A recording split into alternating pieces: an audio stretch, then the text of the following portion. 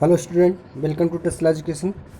तो ये ऑलरेडी दो चैप्टर कंप्लीट हो चुके हैं, तो आप अगर उन्हें नहीं देखें तो पहले देख लीजिए, उसके बाद आप जो है ये तीसरा लेक्चर आप देखिए तो बढ़िया से समझ में आएगा। तो ये 101 नंबर का क्वेश्चन जो है हम यहाँ से सेशन स्टार्ट करते हैं। तो क्या है पहला question? Two infinite parallel plate 10 mm apart have maintain between them potential different of 100 volt, the acceleration of electron placed between them is. ठीक है, तो क्या कह रहे हैं कि दो प्लेट हैं, ठीक है, इनके क्रॉस जो वोल्टेज मेंटेन किया गया है वो 100 वोल्ट का किया गया है और इनके बीच की जो डिस्टेंस है वो 10 mm है। ठीक है, तो अब पूछा है कि इलेक्ट्रॉन जो होगा उसका एक्सेलरेशन पूछा है, ठीक है, यानी त्वरण। तो अब देखिए कैसे निकलेगा। पहली बात तो हमें त्वरण निकालने के लिए यहाँ पे देखो ये हिंट में दे रखा है, आप यहाँ से देखिए क्या होता है, F बराबर m इंटू एल्फ़ा, ये होता है जहाँ एल्फ़ा आपका है त्वरण है, एक्सेलरेशन। तो एक्सेलरेशन निकालने के लिए हमें किसकी ज़रूरत पड़ेगी? फोर्स अपॉन मास, ठीक है, मास ऑफ इलेक्ट्रॉन, और इससे जो है फोर्स को हम डिवाइड कर देंगे। तो पहले फोर्स निकालने के लिए क्या ज़रूरत पड़ेगी? फोर्स का आप पढ़ेंगे F equal to q into e, ठीक है, यानी दूसरा फार्मूला जो यूज़ करेंगे आप, F equal to q into e, ठीक है, जहाँ क्यू जो है इलेक्ट्रॉन का चार्ज होगा और इलेक्ट्रिक फील्ड जो होगी उससे मल्टीप्लिकेशन करेंगे। तो पहले हम इलेक्ट्रिक फील्ड कैसे निकालते हैं ये देख लीजिए। तो यहाँ से देखिए E equal to we upon D से आप पहले इलेक्ट्रिक फील्ड निकाल लीजिए, ठीक है। तो देखिए वोल्टेज हमारा कितना है? 100 वोल्ट है, और यहाँ पे जो आपके डिस्टेंस है 10 mm, यानी 10 इंटू 10⁻³ तो अब ये चला जाएगा ऊपर, ठीक है, तो यहाँ से ये 0 से 0 कैंसिल, तो यहाँ हो जाएगा 10⁴, ठीक है, वोल्ट पर मीटर। ये तो वैल्यू होगी ई की। अब देखिए, अब एफ निकालने के लिए क्या करेंगे, इसमें जो है हम चार्ज का मल्टीप्लिकेशन कर देंगे F equal to q into e वाले फार्मूले से। तो अब देखिए 1.6 इंटू 10⁻⁻19 होता है, ठीक है, चार्ज, और इसमें जिस मल्टीप्लिकेशन कर देंगे आप, जो यहाँ से हमारा निकल के आया है 10⁴ का, ठीक है।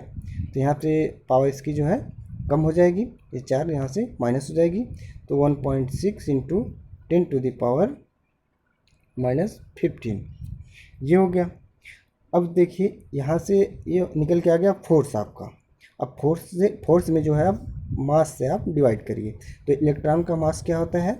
Mass of electron equal to 9.1 into 10⁻31 kg, ठीक है। अब इससे जब आप डिवाइड करेंगे तो ये जो है आपका ऊपर जाएगा, जब 10⁻⁻15 जो है तो हो जाएगा ऊपर 10⁻15 हो जाएगा, और जो मल्टीप्लिकेशन करेंगे तो इनमें से ऑप्शन में से कोई सा भी आएगा, कैलकुलेशन आप कर लीजिएगा। तो बस इतना ही फॉर्मूला यहाँ पे यूज होगा। तो बढ़ते हैं आगे। क्वेश्चन नंबर 102 क्या है? The capacitance of isolated sphere is given by. तो आइसोलेटेड स्फीयर का कैपेसिटेंस क्या होता है, ठीक है। तो देखिए क्या होता है, 4πε0, ठीक है, और रेडियस, ठीक है, इतना फेराड होता है। ये रेडियस के डायरेक्टली प्रोपोर्शनल होता है सी, ठीक है, आइसोलेटेड स्फीयर के लिए। और अगर पैरेलल प्लेट कैपेसिटर की बात आए, यहाँ पे 2-3 चीज़ मैं आपको बताना चाहूँगा आपको एग्जाम में, जहाँ से डायरेक्टली क्वेश्चन बन सकते हैं। तो पैरेलल प्लेट कैपेसिटर का क्या होता है कि C इक्वल टू ε0 ε r/A/d, ठीक है, ये पैरेलल प्लेट कैपेसिटर। और अगर यहाँ पे बात है मल्टी प्लेट हो, तो यानी कि जहाँ पे 3 प्लेट 4 प्लेट ऐसे हो, जैसे कभी कभी आपने देखा होगा ये 2 प्लेट है, इनके बीच में 2 प्लेट और घुसेड़ देगी ऐसे ऐसे करके ऐसे।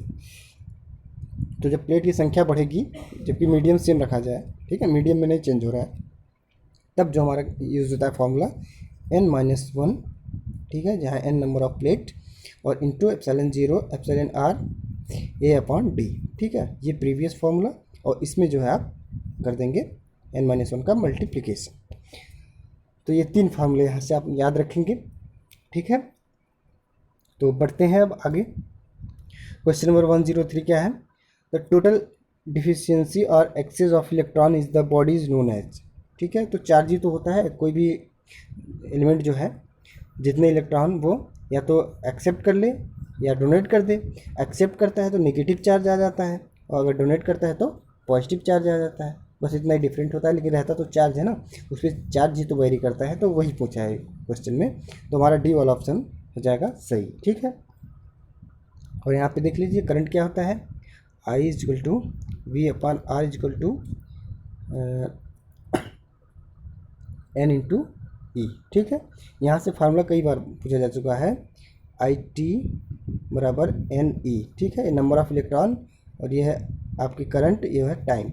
तो कभी कभी होता है कि यहाँ इलेक्ट्रॉन की वैल्यू दे देगा, ठीक है, इतने इलेक्ट्रॉन है, और टाइम दे देगा, तो आपको करंट की वैल्यू पूछेगा, क्योंकि करंट क्या होती है, I equal to d q upon d t, ठीक है। तो change of rate of charge called the current. तो ए आई जो है आपका इस तरह से, इस पर मतलब फार्मूले पे क्वेश्चन कई बार पूछे जा चुके हैं, तो आप इसे भी याद रखेंगे तो अच्छा रहेगा, ठीक है। तो Q बराबर एन ई बराबर आई टी। तो बढ़ते हैं आगे, question number 104, the relative permittivity has the following unit, ठीक है। तो रिलेटिव परमिटिविटी की यूनिट पूछा है। तो देखिए रिलेटिव परमिटिविटी क्या होता है, relative permittivity is equal to जो मीडियम आप यूज़ कर रहे हैं, ठीक है, उसकी परमिटिविटी अपॉन एयर की परमिटिविटी, ठीक है। इसे हम क्या कहते हैं, रिलेटिव परमिटिविटी। तो भाई इसकी यूनिट क्या होती है, फैरेड पर मीटर, इसकी यूनिट फैरेड पर मीटर। अब दोनों का रेशियो तो कैंसिल आउट हो जाएगा, तो इसकी यूनिट जो होगी कोई यूनिट नहीं होगी, ठीक है। तभी तो हम कहते हैं ना डायरेक्ट कांस्टेंट या रिलेटिव परमिटिविटी 15 है, 12 है, 14 है, लेकिन उसकी कोई यूनिट नहीं होती, क्योंकि ये देखिए यूनिट यहाँ से कैंसिल हो जाती है। तो ये ऑप्शन आपका डी से हो जाएगा, नो यूनिट्स, ठीक है। क्वेश्चन नंबर 105 की तरफ चलते हैं। If the relative permittivity of mica is 5, it's absolute permittivity is, ठीक है। तो एब्सोल्यूट परमिटिविटी कैसे निकालेंगे, अभी पहला वाला फॉर्मूला जो हम बताए हैं क्या था, ये था आपका एब्सोल्यूट परमिटिविटी इक्वल टू जो आपका मीडियम में है और उस अपॉन जो आपका एयर में है, ठीक है। ये रिलेटिव जो होता वो मीडियम का जो होगा और उसके जो एयर में उसके रिस्पेक्ट में जो होगा, ठीक है। तो इसका हम मल्टीप्लिकेशन कर देंगे, ठीक है, तो हमें मीडियम का उसका मिल जाएगा, ठीक है। तो अब देखिए 5 है, 5 का मल्टीप्लिकेशन कर दीजिए आप 8.854 इंटू 10⁻⁻12, ठीक है, क्योंकि एप्सिलॉन 0 की वैल्यू यही तो होती है, तो इसमें मल्टीप्लिकेशन कर देंगे आप इसका, ठीक। तो 44.27 इंटू 10⁻⁻12 आ जाएगा, ये वाला आंसर आपका सही हो जाएगा, ठीक है। तो ध्यान दीजिएगा ये फार्मूला काफ़ी इंपॉर्टेंट है। ये देखिए क्या होता है, ये आपका जो मीडियम का होगा और उसे डिवाइड करेंगे एयर से, ये काफ़ी इंपॉर्टेंट फार्मूला, इसे याद रखिएगा।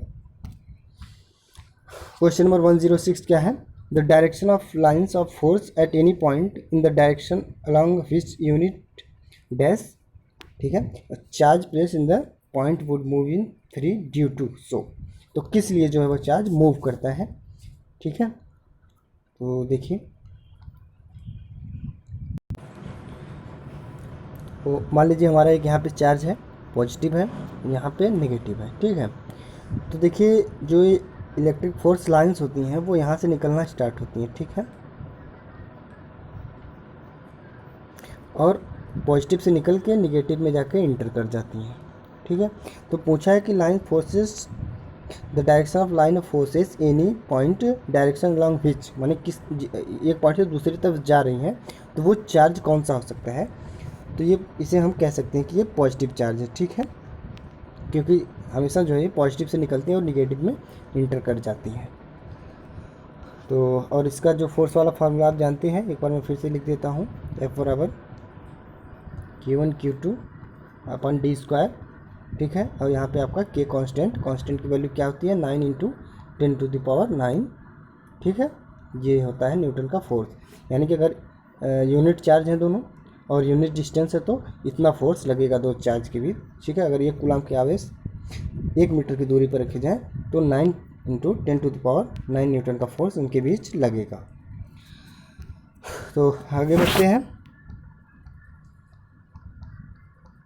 Question number 107, it was suggested by that the electric field should be imagine two divided into tube of forces containing and fixed number of lines of force, ठीक है। Question कह रहा है कि ये किसके द्वारा ये डिफाइन किया गया था कि इलेक्ट्रिक फोर्स लाइन जो है वो एक ट्यूब की तरह जो है से चलती हैं, ठीक है, इस तरह से। तो ये जो हमारे फैराडे जो साइंटिस्ट थे, इन्होंने पहले बताया था कि इलेक्ट्रिक फोर्स जो लाइंस जो होती हैं वो इस तरह से मूव करती हैं, ठीक है। तो इनका रूल्स है फैराडे का, इसे याद रखिएगा। और ये न्यूटन का रूल तो मैंने बताया ही, वो जो फोर्स लगता है दोनों के बीच वो न्यूटन का ही रूल्स है, ठीक है। तो अब आगे बढ़ते हैं। Question number 108, the phenomenon of uncharge body getting a charge merely by the nearest of a charge body is known as, ठीक है। तो जब इंडक्शन के दौरान चार्ज होता है, ठीक है, एक बॉडी ये आपकी है, ठीक है, जिसमें positive negative positive negative positive ऐसे चार्ज हैं, ठीक है। और यहाँ पे दूसरी बॉडी आप रख दीजिए जिसमें सिर्फ और सिर्फ पॉजिटिव चार्ज है, ठीक। तब देखिए यहाँ पे अगर इस बॉडी को हम इसके नज़दीक लाएंगे तो पॉजिटिव चार्ज जो निगेटिव को अट्रैक्ट कर लेगा, ठीक। ये निगेटिव चार्ज जो है यहाँ पे इसमें चले आएंगे और यहाँ पे बचेगा सिर्फ पॉजिटिव, क्योंकि पॉजिटिव वाला इसे रिपेल कर देगा। तो अब देखिए ये सिर्फ पॉजिटिव चार्ज होगी बॉडी, तो इस प्रोसेस को कहते हैं हम इंडक्शन, ठीक है। इंडक्शन प्रोसेस के द्वारा ये चार्जिंग हुई है, इसमें कोई जो है हम बाहरी एक्सटर्नल कुछ फोर्स वगैरह नहीं लगाए हैं। तो ये हमारा इंडक्शन डी वाला ऑप्शन सही हो जाएगा। तो बढ़ते हैं question number 109, a unit tube of flux is known as tube newtons Faraday Michael none of the above, ठीक है। तो अब देखिए अभी ट्यूब वाला जो मैंने बताया कि फ्लक्स लाइंस ऐसे चलती हैं ना, फोर्स ऑफ लाइंस जो है ट्यूब के रूप में चलती हैं, तो ये फैराडे ट्यूब भी इसे हम कहते हैं, क्योंकि फैराडे ने इसे इन्वेंट किया था पहले, सबसे पहले इन्होंने ही बताया था इसके बारे में। तो बढ़ते हैं question number 110, the number of Faraday tube of flux passing through a surface in any electric field is called, ठीक है। तो यूनिट सरफेस से जो पास करेंगी, मान लीजिए सरफेस है, यहाँ से जो लाइन पास करेंगे उसे हम क्या कहेंगे, उसे क्या कहते हैं, इलेक्ट्रिक फ्लक्स, ठीक है। क्योंकि जितनी सारी लाइनें हैं इन्हीं को तो हम इलेक्ट्रिक फ्लक्स कहते हैं ना। अगर वहीं एरिया देता तो डिवाइड करता तो फ्लक्स पर वो डेंसिटी हो जाता, ठीक है। लेकिन एरिया की बात यहाँ पे नहीं है, तो ये बस सरफेस की बात किया है। तो एक सरफेस जो जितनी भी लाइंस पास होंगी उन्हें हम इलेक्ट्रिक फ्लक्स कहेंगे। तो ये चीज़ आप ध्यान देंगे। अब अगले क्वेश्चन की तरफ बढ़ते हैं। The unit of electric intensity is, ठीक है। तो न्यूटन पर कूलम होती है इसकी यूनिट। साथ ही साथ आप जानते रहिए रिलेटिव परमिटिविटी का तो हमने बताया कोई यूनिट नहीं होती। अगर बात आ जाए एप्सिलॉन जीरो की तो फैरेड पर मीटर, ठीक है। म्यू जीरो की बात आ जाए तो हेनरी पर मीटर, ठीक है। तो ये सब कुछ यूनिट्स हैं जिन्हें आप याद रखेंगे। बात आ जाए टेम्परेचर की तो टेम्परेचर की एसआई यूनिट होती है केल्विन, ठीक है। डिग्री सेल्सियस में काफ़ी लोग कन्फ्यूज जाते हैं, तो इसकी एसआई यूनिट केल्विन है। पूछा गया क्वेश्चन, इसे भी याद रखिएगा। और बढ़ते हैं आगे। तो क्वेश्चन नंबर 12 क्या है, the value of E within the field due to a point charge can found with the help of Faraday's law, Kirchhoff's law, Coulomb's law, none of the above, ठीक है। तो electric field intensity की बात अगर आ जाए तो हम Faraday के नियम से जो इसे हम ज्ञात कर सकते हैं, ठीक है। इसे निकालने में फैराडे का ही नियम यूज होता है, तो इसलिए जो है, और फार्मूला हम आपको यहाँ पे नोट कराना चाहेंगे। ई इक्वल टू होता है, ये जो आपकी डेंसिटी होगी, ठीक है, चार्ज डेंसिटी, और इसे डिवाइड कर देंगे रिलेटिव परमिटिविटी से, ठीक है। ये इसका फार्मूला होता है। तो फैराडे के नियम के अनुसार ये चीज़ आप याद रखेंगे। तो आगे बढ़ते हैं। Question number 113, at a point may be defined as equal to the lines of forces passing normally through unit cross section at the point, ठीक है। तो यूनिट क्रॉस सेक्शन में जो लाइन्स पास होती हैं उन्हें क्या कहा जाता है, ठीक है। Electric intensity, magnetic flux density, electric flux, none of the above, ठीक है। तो यूनिट क्रॉस सेक्शन में जो पास करेंगे उन्हें हम क्या कहेंगे, इलेक्ट्रिक इंटेंसिटी, ठीक है। तो आप ये हमारा ऑप्शन से हो जाएगा यहाँ पे पहला, ठीक है, कि यूनिट एरिया में जो है कितनी ज़्यादा लाइन ऑफ फोर्सेस हैं, तो हम उसे इलेक्ट्रिक इंटेंसिटी से हम डिनोट करते हैं। ये चीज़ याद रखिएगा। और बढ़ते हैं question number 14, electric intensity at any point and electric field is equal to the, ठीक है। तो ये उसकी बात कर रहा है आपका पोटेंशियल ग्रेडियंट, ठीक है। विभव प्रवणता क्या होती है, तो आप जानते हैं dV बाई डी एक्स, ठीक है, डिस्टेंस के हिसाब से कितना जो है वोल्टेज चेंज हो रहा है। और ये निगेटिव इसलिए होता है क्योंकि डिस्टेंस बढ़ने के साथ साथ जो है वी की वैल्यू घटती है, इसलिए यहाँ पे निगेटिव साइन आता है, तो इसे आप ध्यान देंगे। तो electric intensity at any point at electric field equal to, तो ये हो गया आपका पोटेंशियल ग्रेडियंट, ठीक है। तो ये चीज़ आप ध्यान देंगे। और बढ़ते हैं अगले क्वेश्चन की तरफ। Question number 15, electric flux density D related to electric field intensity E by the relation.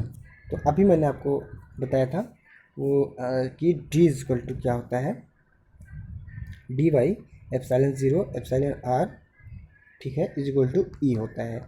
ये हमारा फार्मूला था पहले वाले क्वेश्चन में। अब उसी फार्मूले को इन्होंने थोड़ा चेंज कर दिया, तो डी इज इक्वल टू क्या हो गया, यहाँ पे मल्टीप्लिकेशन हो जाएगा epsilon 0 epsilon are into e, ठीक है। तो ये चीज़ हो जाएगा, इसे आप याद रखेंगे। बढ़ते हैं आगे। Question number 116, electric displacement is a scalar quantity vector quantity both of the above none of the above. तो यहाँ पे भी इलेक्ट्रिक फ्लक्स आ जाए, इलेक्ट्रिक इंटेंसिटी आ जाए, ठीक है, इलेक्ट्रिक डिस्प्लेसमेंट आ जाए, ये सब जो है वो आपकी वेक्टर क्वांटिटी हैं, तो इन्हें आप याद रखेंगे।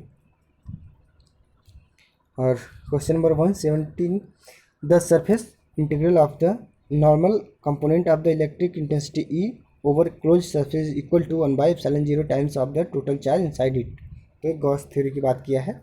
अगर आपको याद ना हो तो गॉसियस थ्योरी क्या होती है मैं बताना चाहूँगा कि ई जो होता है इंटेंसिटी, ठीक है, वो जितना चार्ज सरफेस से इनक्लोज हुआ हो और उसे हम डिवाइड कर देते हैं रिलेटिव परमिटिविटी से, ठीक है, एप्सिलॉन 0 एप्सिलॉन आर। तो ये चीज़ आपका गॉसियस थ्योरी से निकल के आती है, उसी की बात ये किया है। तो आप देख रहे हैं चार्ज को 1/एप्सिलॉन से हम मल्टीप्लाई कर रहे हैं, यानी कि एप्सिलॉन 0 से डिवाइड कर रहे हैं टोटल चार्ज को, तो वही ये कहा है। तो हमारा पहला ऑप्शन से हो जाएगा गॉसियस थ्योरम। बढ़ते हैं अगले क्वेश्चन की तरफ। Question number 118, A point charge of 10⁻⁹ coulomb is placed at a point A in free space. The intensity of electrostatic field on the surface of a sphere is radius 50 mm and center is given by, ठीक है। तो intensity की बात किया है, यानी कि formula वही लगेगा, E equal to we upon D वाला फार्मूला यहाँ पे यूज होगा।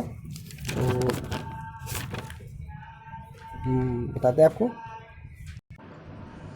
तो सबसे पहले आप आइसोलेटेड गोले के लिए ये याद रखिए, अपना जो फार्मूला क्या होता है, E equal to Q upon 4π∈0 epsilon are, ठीक है, इंटू रेडियस जो हो उसका स्क्वायर, ठीक, रेडियस का स्क्वायर होता है आइसोलेटेड गोले के लिए किसी भी पॉइंट पे। ये आपकी इलेक्ट्रिक फील्ड का फार्मूला है ये। तो अब देखिए कि चार्ज की बात, इन्होंने रेडियस कितना दे रखा है 50 mm। तो अब क्या करेंगे, सबसे पहले ये हम इसके कांस्टेंट की वैल्यू लिख देंगे। 1/4π∈0 को हम क्या लिखते हैं 9 × 10⁹ उसके बाद आप यहाँ पे लिख देंगे रेडियस का स्क्वायर है, तो रेडियस को हम mm में है तो इससे पहले मीटर में कन्वर्ट कर लेंगे। तो 50 का स्क्वायर हो जाएगा इंटू 10⁻⁻6 हो जाएगा। और यहाँ पे कूलम जो था आपका चार्ज था जो 1.6 इंटू 10⁻⁻19 जो यहाँ पे आपका दिया गया था, सॉरी 10⁻⁻9 कूलम दे रखा है, तो वो आप रखिएगा 10⁻⁻9 कूलम रखिएगा, ठीक है। और इससे मल्टीप्लाई करेंगे 9 × 10⁻9 से, और उसके बाद इसे डिवाइड करेंगे हम 50 की पावर, ठीक है, 50 का स्क्वायर कर देंगे इंटू 10⁻⁻6 से। तो अब इसे जब कैलकुलेशन आप करेंगे यहाँ से यहाँ कैंसिल हो जाएगा, ये ऊपर जाएगा तो प्लस में हो जाएगा, तो टोटल जो आपका 3600 के आसपास ही आएगा। ये 3595 डी वाला ऑप्शन आपका करेक्ट हो जाएगा, ठीक है। ये कैलकुलेशन आप कर लेंगे। तो अगले क्वेश्चन की तरफ बढ़ते हैं। क्वेश्चन नंबर 119 क्या दिया है, at a point is equal to the negative potential gradient at the point electric intensity, electric flux, magnetic flux density, ठीक है।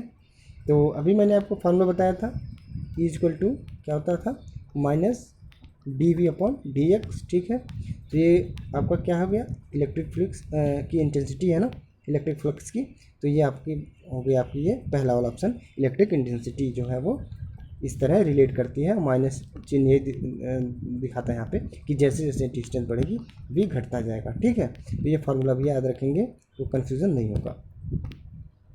तो अगले क्वेश्चन की तरफ बढ़ते हैं। Question number 120, the unit of dielectric strength is given by. तो dielectric की स्ट्रेंथ की यूनिट क्या होती है?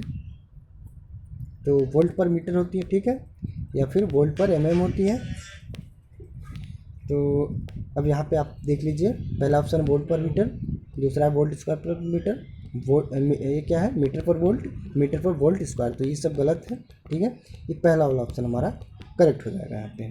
ठीक है, तो इसे याद रखेंगे। अगले क्वेश्चन की तरफ बढ़ते हैं। Question number 121, dielectric strength dash with increasing thickness. ठीक है, मतलब कह रहा है कि डाइलेक्ट्रिक स्ट्रेंथ जो होती है अगर थिकनेस बढ़ाई जाए तो उस पर क्या फ़र्क पड़ेगा।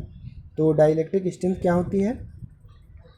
वोल्ट पर mm, ठीक है, mm या मीटर। तो मतलब कितने वोल्टेज पे, कितने मीटर पे कितना वोल्ट है यहाँ पे, ठीक है, कितना वोल्ट अप्लाई हो रहा है। तो आप देख रहे हैं कि जैसे जैसे इसकी वैल्यू हम मीटर की अगर बढ़ाते हैं, ठीक है, तो जब डिनोमिनेटर बड़ा होगा तो न्यूमरेटर में जब डिवाइड किया जाएगा तो इसकी वैल्यू कम ही आएगी ना, घट के ही आएगी। तो जिस प्रकार से हम डिस्टेंस को यानी थिकनेस को बढ़ाते जाएंगे तो हमारा जो ये डाइलेक्ट्रिक डिस्टेंस जो है वो घटती जाएगी। तो हमारा बी वाला ऑप्शन यहाँ पे करेक्ट हो जाएगा। बढ़ते हैं अगले क्वेश्चन की तरफ। 122, the relation between the breakdown voltage V and the thickness T of the dielectric is given by V equal to A T to the power 2.3, where is the constant depending on the nature of medium and also the thickness T. The above statement is known as Kirchhoff's law, Faraday's law, Bohr's law। ठीक है, तो ये bore का नियम है, इसे याद रखिएगा आप। ठीक है, ये याद करने वाली चीज़ है। क्या है? V बराबर A T की पावर 2/3 जो है ये इनका नियम है बोर्स का, इसे याद रखिएगा आप। तो बढ़ते हैं। कहने का मतलब ये है कि थिकनेस और वोल्टेज में क्या रिलेशन है, इन्होंने ये दर्शाया था सबसे पहले, इसलिए इन्हें बोर्स नियम के नाम से इसे जाना जाता है। तो क्वेश्चन नंबर 123 क्या है?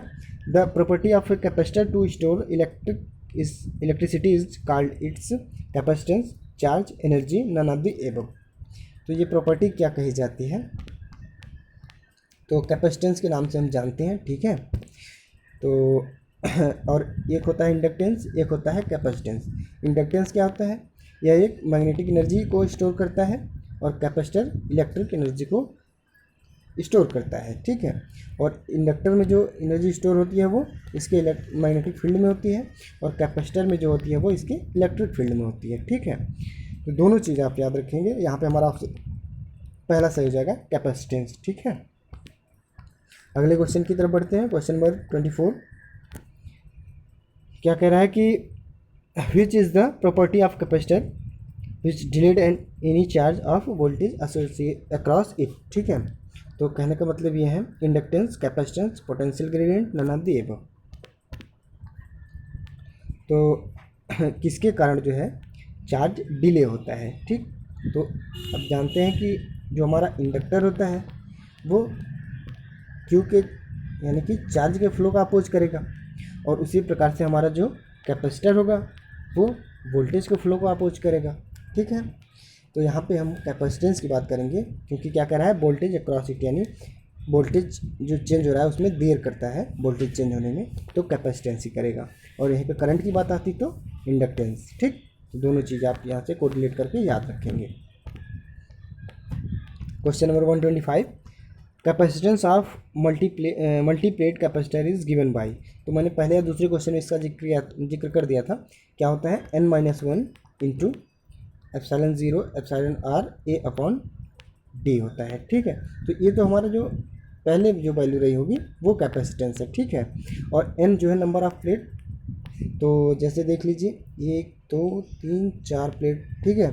इन दोनों प्लेट को ऐसे कनेक्ट कर दिया जाए, इन दोनों को ऐसे कनेक्ट कर दिया जाए और यहाँ से टर्मिनल निकाल दिया जाए और इनके बीच का ये कंडीशन है कि जो इनकी जो रिलेटिव परमिटिविटी है इनके बीच का जो मीडियम है वो सेम होना चाहिए, तब ये फार्मूला यूज होता है, ठीक है।